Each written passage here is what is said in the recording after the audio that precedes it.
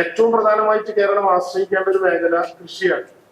കൃഷിക്ക് കഴിഞ്ഞ ഗവൺമെന്റിന്റെ കാലത്ത് നമ്മൾ നീക്കിവെച്ചത് 2071 കോടി 95 ലക്ഷം രൂപയാണ്. അവർക്ക് ഉദാഹരണം പറഞ്ഞാൽ മതി, വകുപ്പിന്റെ മാത്രം.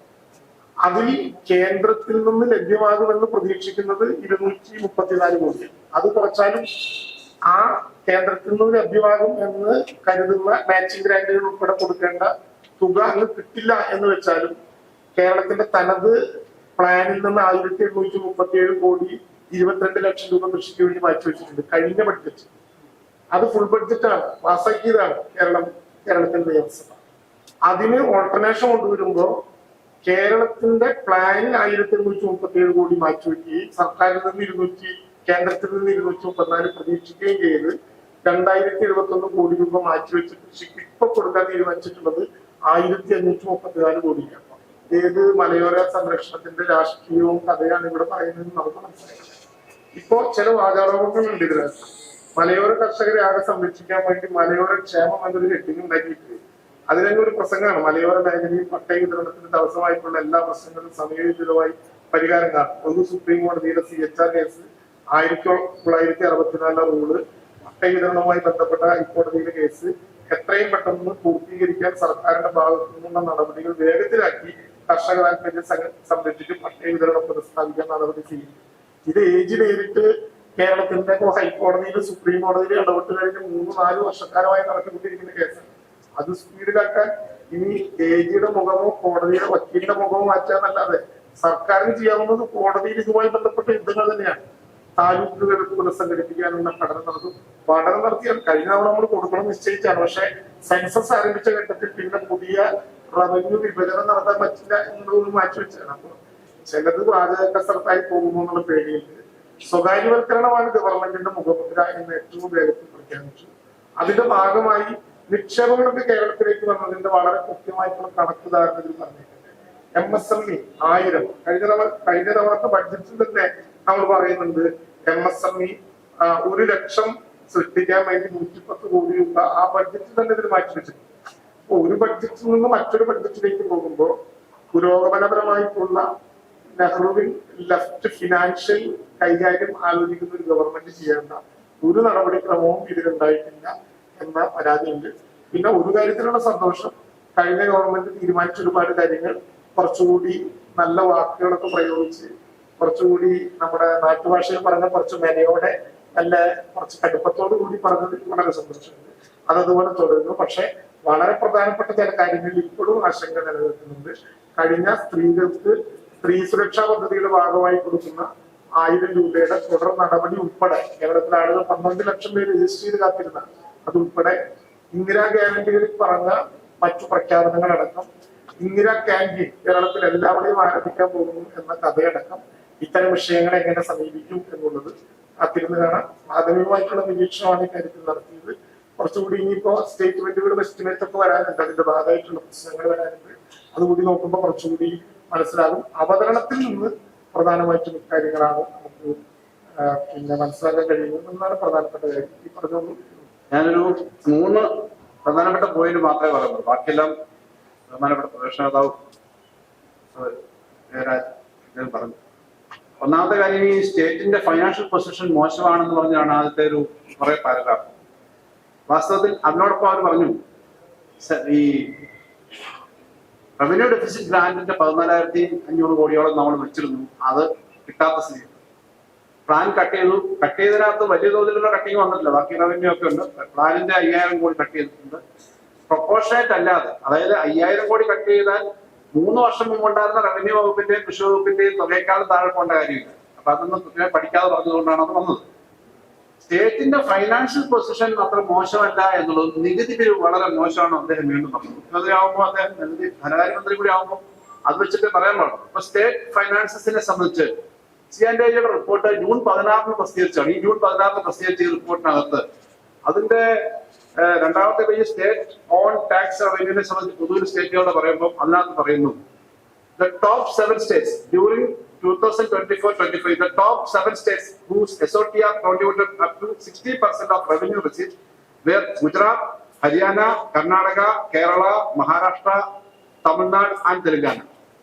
ഇത് 10 വർഷക്കാലത്തെ കണക്കെടുത്തിട്ട് കഴിഞ്ഞ വർഷത്തെ കണക്കെടുത്ത് CAG റിപ്പോർട്ടാണ്. അതിനകത്ത് കേരളം അതിനകത്ത് ഏറ്റവും മുന്നിൽ നിൽക്കുന്ന 60%-ലധികം SOTR ഉണ്ടാക്കുമെന്ന് പറഞ്ഞിട്ടുണ്ട്. അദ്ദേഹം കേരളത്തിന്റെ സ്റ്റേറ്റ് ഫിനാൻസ് മിനിസ്റ്ററും ചീഫ് മിനിസ്റ്ററുമാണ്.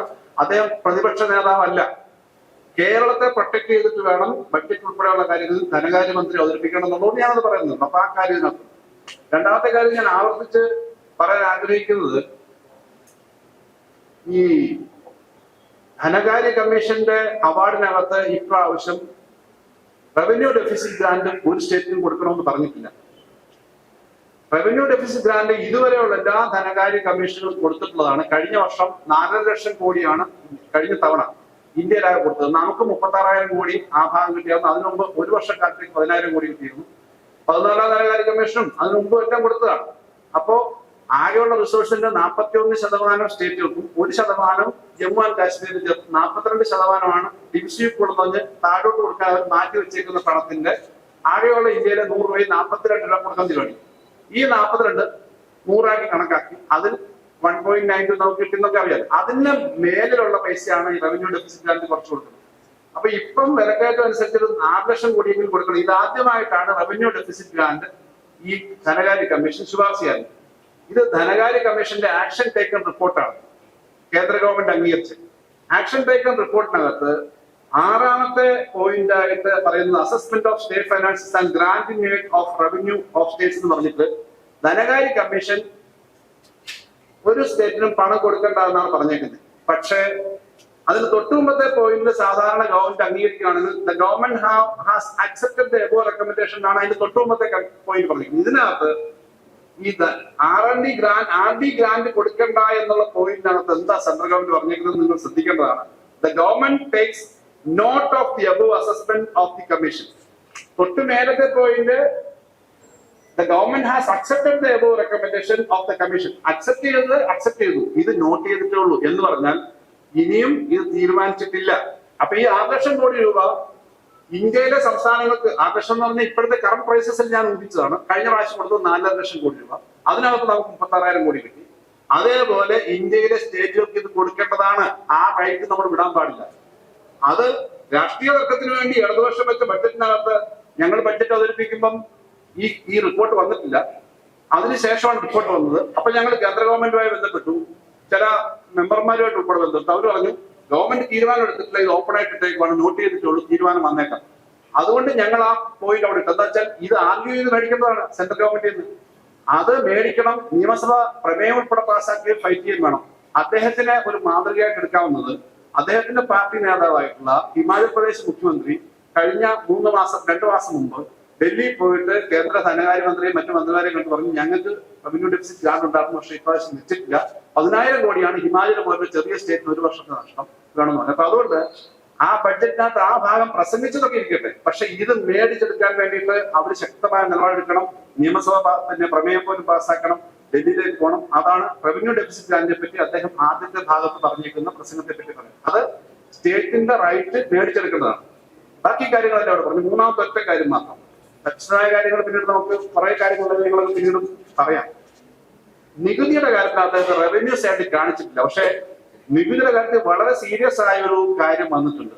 അത് നിലവിലെ നമ്മുടെ മദ്യം സംബന്ധിച്ച് 2 തരത്തിലുള്ള ഈ വീര്യം കുറഞ്ഞ മദ്യം പ്രൊമോട്ട് ചെയ്യാൻ, വീര്യം കുറഞ്ഞ മദ്യം വൈൻ ഉണ്ടാക്കുന്നതിനെ പ്രൊമോട്ട് ചെയ്യാൻ വേണ്ടി ഞങ്ങൾ പോളിസി പറഞ്ഞിരുന്നു. നേരത്തെ ഒരു ബഡ്ജറ്റിൽ തന്നെ പറഞ്ഞതാണ്.